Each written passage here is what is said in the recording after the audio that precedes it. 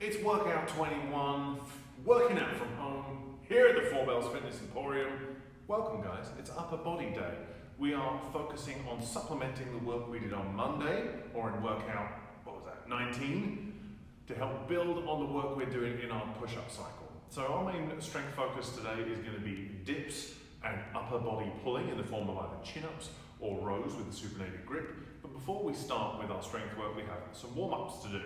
With our warm-up today, we're going to start with some shoulder circles. We're going to talk about different types of shoulder circle that we can do before we get ready for our strength work. From there, we're going to get into the tabletop, one of our 5 rights of Tibetan yoga, very good for working on shoulder extension, getting the arm behind you, which we need for dips, and then reinforcing that pattern with some easy dips today. So we're going to do shoulder rotations, I'd say, for about 30 seconds or so. We're then going to do 10 reps of a tabletop. And from there, 5 easy dips. We're going to do that for 3 rounds today. So when it comes to shoulder circles, it doesn't need to be crazy complex. What I'm really trying to do is work on articulating the shoulder. So what does that mean? That means, how does my shoulder feel and can I move it around okay?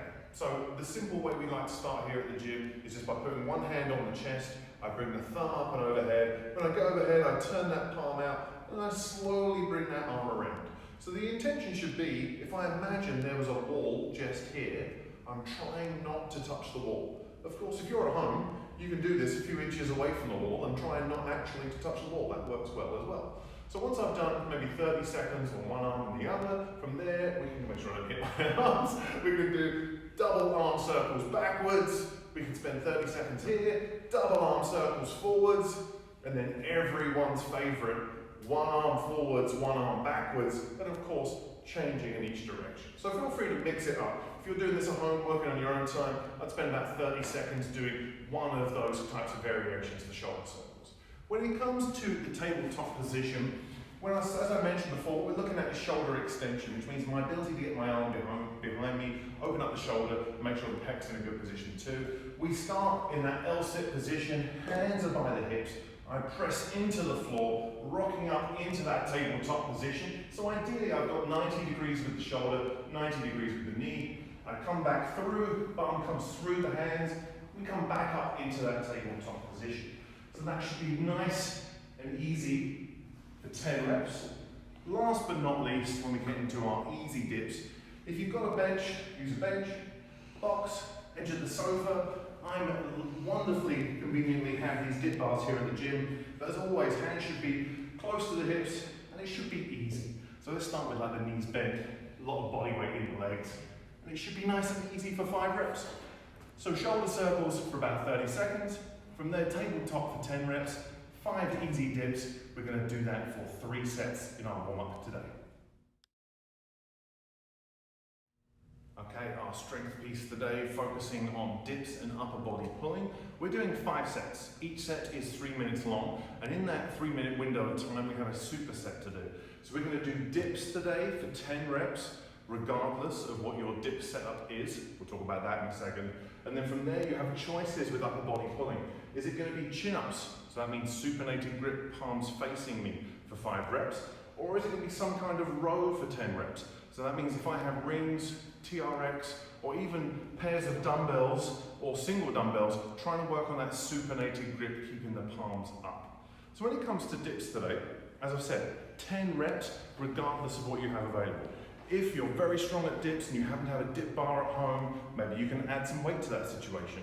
But if you don't have dip bars at home, then how do I make it more challenging? Well, the first thing is always when it comes to doing either bench dips or dips on a chair, as we've spoken about many times, is always protecting the shoulder.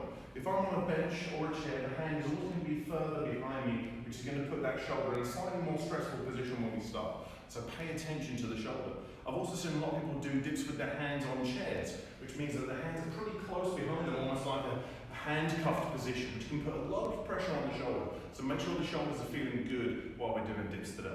So of course, if you want to, and you're doing dips at home, and you're doing 10 reps with the legs bent, and that feels pretty good, then we can straighten the legs out, or we can even put our feet on another bench, or a box, or the edge of the sofa, or whatever it happens to be. Try and think about ways to make your dips more challenging. So another way, as we've spoken about before, is time under tension through the eccentric phase. So that means how long does it take for me to lower myself down every rep? Can I pause for a second or two in each rep and then come back up to extension? So play around with what works best for you for your dips. And as always, if you want to find ways to make them more challenging, send us a little message. We'll happily help. When it comes to pulling today, for pull-ups, what we're looking at, well actually chin-ups, is what we're looking for is a supinated grip. So last week we did pull-ups, pronated grip, palms down, which means we initiate a little bit more with the lats. You're going to find today when we do a supinated grip, palms up, that means that essentially what we're looking for is a little bit more work with the elbow flexors. So that means starting with the bicep a little bit more than the lats. So as always with our chin-ups, if you can, we start, if we have a chin-up bar of course, roughly with hands just outside of shoulder width.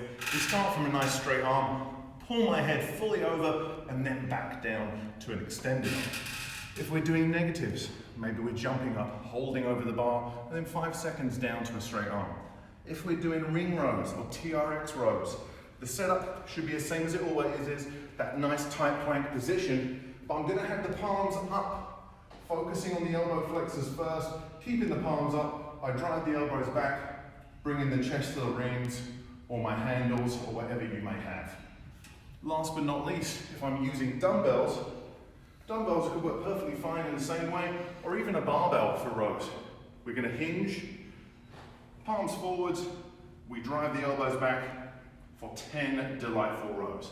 So again, depending on what you have available to you, play around with, do I have a chin-up bar available? Do I have straps? Do I have dumbbells? Do I have a barbell? Play around with that time under tension, and if you're not sure what to do, send us a message. That is the strength piece today.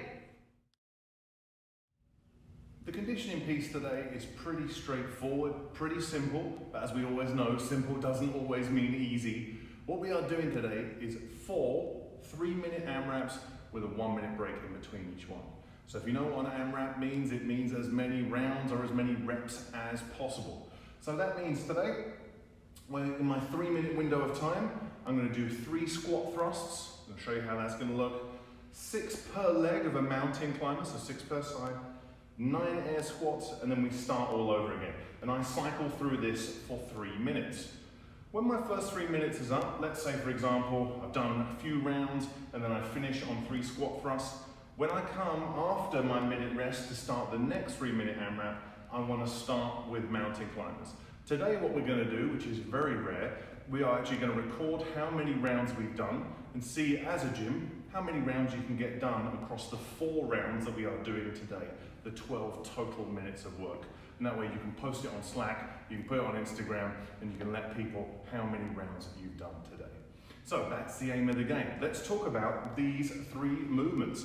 When it comes to squat thrust was a move that I did when I was at school, when I was a younger boy.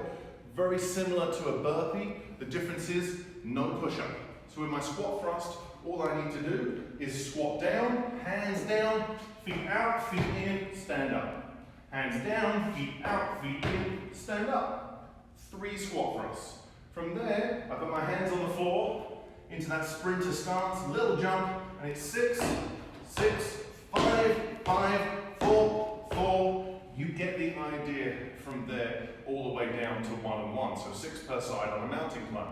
Last but not least, 9 air squats, full range of motion, moving with purpose. 3 squat thrusts, 6 per side of a mountain climber, 9 air squats. We're doing 3-minute AMRAPs today. Record your scores, record your rounds. I want to know how you did.